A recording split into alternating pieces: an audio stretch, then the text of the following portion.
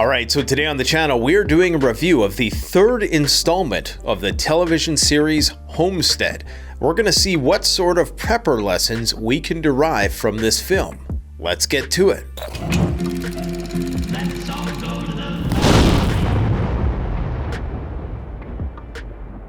If you've missed my first two reviews, essentially a nuclear weapon goes off and there's a major cyber attack that happens throughout the United States. This leads to the precipitous breakdown of society. The story follows a bunch of families that converge on a homestead just outside of Salt Lake City. They are now tasked with trying to eke out an existence in this post-collapse environment that is fraught with all kinds of dangers, including dwindling resources, refugees, and rival communities. Now, in the previous episode, external threats were starting to mount. We now have outside groups plotting to overtake the homestead. With the main character still in a coma and the chain of command in disarray, we now have a new character entering the scene. That would be Ian, the homestead owner's brother. He is now there at the request of Ian's wife, who called him on a satellite phone requesting that he come to the homestead to try to reassert control over the community. There is an internal divide between the security forces in the homestead, who want to take a more vigilant and militant approach, and the homestead owners, who want to take a more benevolent approach to the outside world. As we're going to quickly find in this episode, the latter strategy is one that will be exploited by the bad guys. Let's check it out. So we start off the film with Ian's brother arriving in a helicopter unbeknownst to the security guy, Jeff. And he looks like he flew the helicopter there himself. This is something I've been strongly considering, getting a pilot's license or having some means of commuting, even if it's just a Mad Max paraglider. Having a way to travel by air, or even just possessing the skill to use somebody else's plane or somebody else's helicopter, is likely one of those skills that's going to be very useful, as it's going to allow you to bypass a lot of the gridlock which is going to be endemic in this kind of situation. So we can already tell just by looking at Ian's brother, he's got a sidearm strapped to his leg, he's got a gun case, already characterizing this guy as somebody who is built more like an enforcer. This is in contrast to his brother Ian, who doesn't open carry in this way.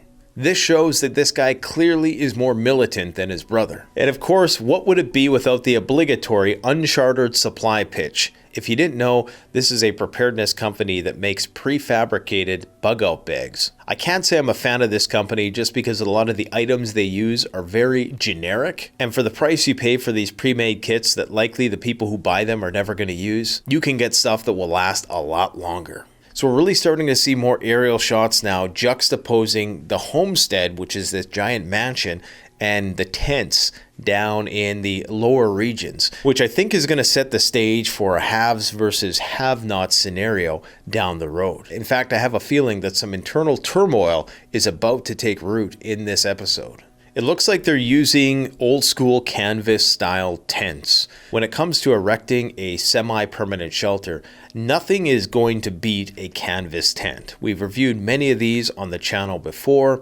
Ideally, you would want a 4-wall style A-frame type tent because that's what's going to be the most livable experience. I would only rely on the high-speed sil nylon synthetic fabrics for something like a bug-out scenario. But if your plan is to hunker down for extended periods of time, nothing is going to beat one of those old prospector tents. So when Ian's brother sees Ian in a deep coma, he says to him, "Remember that pact we always made. Live strong or die." He then proceeds to inject something into his IV drip. We're not really sure whether he's trying to euthanize him or what's really happening here. So then the story shifts to the son of Jeff, who is the guy who actually shot one of the trespassers in a previous episode. Now, he's struggling with PTSD, and this is a guy who's never done any military time in the past. And so this is something that I think we're going to be faced with, is how do we deal with post-traumatic stress disorder? When somebody willingly signs up for military duty, they're expecting that they're probably going to have to shoot somebody at some point in time, which is not to say that they're going to be 100% prepared to deal with the psychological consequences of that. But somebody who is just put in that situation and didn't really have a say in the matter, they're likely going to be struggling with that more, and it can be very debilitating.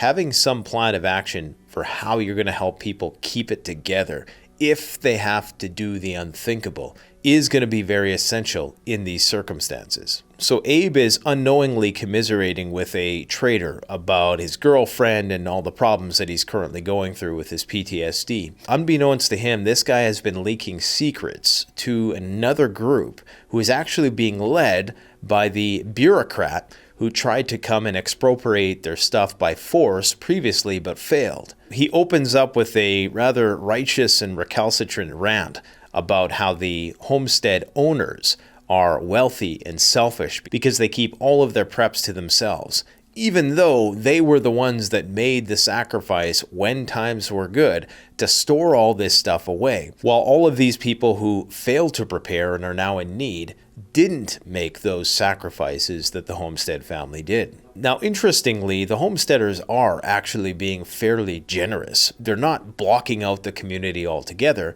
In fact, part of the reason why they're now opening themselves up to problems is because they are sharing a lot of their resources with refugees. But we as preppers have to get ready for resentful people who want to take our stuff because, quite frankly, they didn't prepare enough. While these two are talking, sirens go off, which appear to be the attack sirens. It looks as though the community is under attack. I'm not sure if it's supposed to be symbolic at all, but the trader in the community is named Christian, which is weird because this is a movie by Angel Studios. Now, when the homestead is being overrun, Jeff cautions against friendly fire. This is going to be something which I think is going to be more problematic than people realize. There's a reason why in the current war in Ukraine and Russia, guys make sure that they identify themselves with either the yellow or the white or the blue tape, and they put it on pretty much all of their limbs and their helmets. Having some way to visually identify people who are within your community from a safe distance, especially under these types of circumstances, is going to be essential. So then Abe's girlfriend Claire gets shot. It looks like it's just in the shoulder. It's not going to be life-threatening. Nonetheless, he freaks out and panics. Then the husband of the psychiatrist, who's an engineer who just came in the last episode, he gets shot. And that one very much is a lethal wound. He's going to die. One thing I really like about this show is that it really emphasizes the difference between your average guy with no military experience whatsoever and people who are battle-hardened and have that kind of experience. This is such a critical distinction because there's a lot of guys, I think, they buy a gun and they think that they're going to be able to defend their community. But one of the biggest threats is going to be the people who have this type of training. So make sure you have a few of them on your side. So then pregnant lady who just so happens to be an atheist, her husband dies. I'm not sure if this is punishment because she's a non-believer or what the movie producers are trying to say here, but obviously now her lack of faith is going to be tested even more in this situation. This is something that people also have to consider is how are you going to deal with people who are grieving the loss of their loved ones under these types of situations? It's bad enough that everybody is going to be living hand to mouth if they're lucky. To have on top of that the stress of losing a loved one, a lot of people are going to lose their minds. I think something that we're most unprepared for is death. If there was some large-scale cataclysm that wiped out a significant portion of the population, chances are you're going to have friends, acquaintances, possibly even extended or even primary family members who are not going to make it. But it's very likely that this is going to have a debilitating effect on a lot of people. And it is going to be a problem that brings down your community. So you have to have some sort of game plan. This is where religion is actually going to be very useful in these circumstances. And even if you're an agnostic or an atheist, you're going to need some method of counseling people who are not going to be accustomed to this level of bereavement. The cinematography in this movie is really hit and miss. They have some really good shots, and then there's other shots that are kind of lacking, like the special effects in certain parts, but for the most part, it's fairly well made. Now, a few of these military guys are really excited about the prospect of just mowing people down, and I have a sneaking suspicion that these guys are probably not going to last too long in this community. Unfortunately, with occupations like law enforcement and the military, you're likely going to have a few sadists sneak in there. And while these people might be assets for defending your community, they're also going to be extreme liabilities. So one of the guys who attacked the community is actually still alive, and the doctors within that community are trying to work on him and resuscitate him. But Jeff steps in and says, there's no way you're doing that because these guys just killed 4 of our guys and tried to attack our community. This creates a rift between the medical professionals, who of course took the Hippocratic Oath, and Jeff, who wants nothing more but to neutralize these threats permanently. So one of the doctors is really upset about this, and she wants to leave. And the other doctor is like, we got other wounded to treat. But she's like, no, we're not going to have any part of this. So I just wonder, what happened to the Hippocratic Oath there in that situation? Anyways, unsurprisingly, they decide to bail. So a dispute arises between Jeff and his main lieutenant. The lieutenant is trying to convince him to let the guy, the attacker, let the doctors work on this guy. Now, obviously, you would want to try to get as much information out of this guy as possible, so you would want to try to keep him alive, even if just to use him as a bargaining chip. But Jeff is basically seeing red. This is not the way you want to deal with this situation. So we start to see a rift developing between Ian's more militant-style brother and Jeff and his security team. Ian's brother is upset that they weren't able to protect the community and have a sneaking suspicion that things are about to fall apart in this community. Now, as it turns out, Jeff actually lets the wounded prisoner go, and he gives him a radio and says, radio your people to come and pick you up. So on the one hand, he's trying to uphold this persona in the community as a hard ass, while at the same time trying to be diplomatic with this rival community. This shows that there's a lot more depth to his thinking about these issues than meets the eye. Now, the wife goes to see Ian, who is in a coma, and he's still alive, so whatever his brother injected him with isn't immediately having an effect on him. So Ian's wife starts narrating once again as they're having this funeral, consecrating a new burial ground on the property for people who've passed away. And the wife once again has another one of her spiritual epiphanies, which of course always seem to precede bad things happening. She talks to God, she exhibits kindness to her neighbors, and then all of a sudden, people are attacking the community. All of which, of course, will be chalked up to a test of their faiths.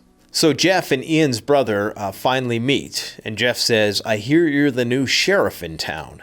And Ian's brother says, I hear you're the judge, jury, and executioner. Jeff says, try me. Ian's brother says, I might. So 2 of Jeff's hot-headed soldiers decide that they've had enough of this Christian community and they're going to leave. In an SHTF situation, if someone leaves your community on bad terms, they're going to be a major liability because they know everything about you. Some people might say, well, we got to take them out before they leave. Others might say we have to try to imprison them somehow. Maybe you'll try to bargain with them. Or maybe you'll just let him go and roll the dice. What are you going to do in this type of situation? I'm interested to hearing your thoughts in the comments section below. Now you have Ian's wife, who is asking Ian's brother, how can I get control of things? Do we create some sort of democratic committee? And Ian's brother tries to tell her, like, you need to run this place like a dictatorship. And honestly, in the early stages of any sort of societal reconstruction, this is typically how things go. In fact, I remember a distinct scene in the show The Walking Dead where Rick says, this is a Ricktatorship. You really do need one person making decisions. Otherwise, the paralysis of analysis takes hold, people can't agree on what the best course of action is going to be, and in these cases, inaction is usually worse than no action at all. While I do believe that in communities of greater numbers, you're going to need some sort of democratic process to ensure that people feel like their views are being represented. But during these early stages, you need somebody taking control and making those hard decisions. Ideally, the person making those decisions would be selected by the community. But in this particular circumstance, these people came to this homestead that was owned by another family. As such, if they don't assert their authority immediately, they're going to lose control. So what Ian's brother is saying makes perfect sense right now. There'll be times to sing Kumbaya and open up the floodgates to Noah's Ark when the time comes. For now, this community needs to be more tightly run. So Ian's brother wants the codes to the vault so he can oust Jeff from the community so they can start making decisions, because they're worried that Jeff's decision making is reckless and is putting the community in jeopardy. So there's a lot of biblical symbolism in this show. There's a scene now where Ian's wife is out walking in the orchard, and there's a rattlesnake, and there's an apple, symbolizing, of course, Adam and Eve. The apple is actually rotten, so she drops it on the ground. So this is something I think a lot of people aren't prepared for, especially people who think that they're just going to plant a garden and food's going to grow. Without proper pesticides, without proper maintenance of an orchard or a garden, it could be easily overrun with insects and disease. So I think what this scene is trying to communicate is that there's going to be a lot of challenges, even if you have this type of homestead, okay? Even if you have a massive garden and everything you need to get started, there's going to be numerous complicating factors that make it very difficult to grow food that even the best gardeners are going to struggle with. So Ian's wife starts talking about Georgie, Jeff's adopted daughter, and how she has these premonitions. And she can see when people are dying, and she predicted the nuclear explosion and all of these things throughout the entire 3-episode storyline thus far. So obviously here, there's a lot of credence to what she's saying. This is a fictional story. The problem is that you're going to have a lot of religious extremists under these types of situations who are likely going to take it too far. They're perhaps going to have dissociative experiences, which make them think that they're speaking to God when they really aren't. And they can potentially be a major liability within your community. Now, I'm not saying that religion doesn't serve a vital role in these types of situations. I've already said as much. But understand that these people can turn a community upside down on its head, especially people who are looking for meaning in these types of situations. It's just important to maintain a delicate balance between logic and reason and spirituality under these circumstances. So we start seeing a lot of people now tapping on the psychiatrist's shoulder for advice. This is something that I think is often underestimated. It's not commonly viewed as a hard skill, being able to counsel someone or do grief counseling. But this could be one of the cornerstones of keeping morale boosted in a community, is people just having someone to talk to and help make sense of the situation. So things now take a turn as the psychiatrist is talking to Gabe. And the psychiatrist surprisingly gets really Andrew Tate on his ass and says, you need to man up and nut up or shut up and be the man that this woman needs in her life. This show always gets very preachy towards the end of every episode. Angel Studios, their mandate is to basically make videos that amplify light, they claim, which is promote their message for Christianity. And so understand that the last 10 minutes of every episode, it's going to get very religious. And the ending of this episode is actually pretty cheesy. So the community decides to have a meeting as to whether or not they're going to oust Jeff as head of security. They do this without informing Jeff, but he finds out about it and he decides to go and crash the party and assert control. So Gabe and his girlfriend come across the traitor as he's basically radioing to his group that the homestead is getting ready to tear itself apart at this meeting and that they should invade now while they're preoccupied. The traitor then, knowing that he's now leaked these secrets, pulls a gun on Gabe. Okay, so then fade to black, some shots are fired, we don't know what happens, and unfortunately, there's not a third episode yet, so we might be waiting for a while. But I look forward on reviewing that one when it does eventually come out and share my thoughts about it with you. Now, myself personally, I get a little frustrated with the religious bend of this series, but I still find it to be an interesting mental exercise to try to wargame these different scenarios that might arise. And I think there's some utility to doing these reviews regardless of your religious beliefs.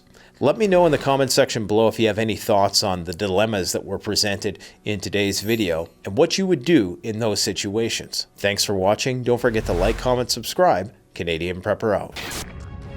The best way to support this channel is to support yourself by gearing up at CanadianPreparedness.com, where you'll find high-quality survival gear at the best prices, no junk, and no gimmicks. Use discount code PREPPINGGEAR for 10% off. Don't forget, the strong survive, but the prepared thrive. Stay safe.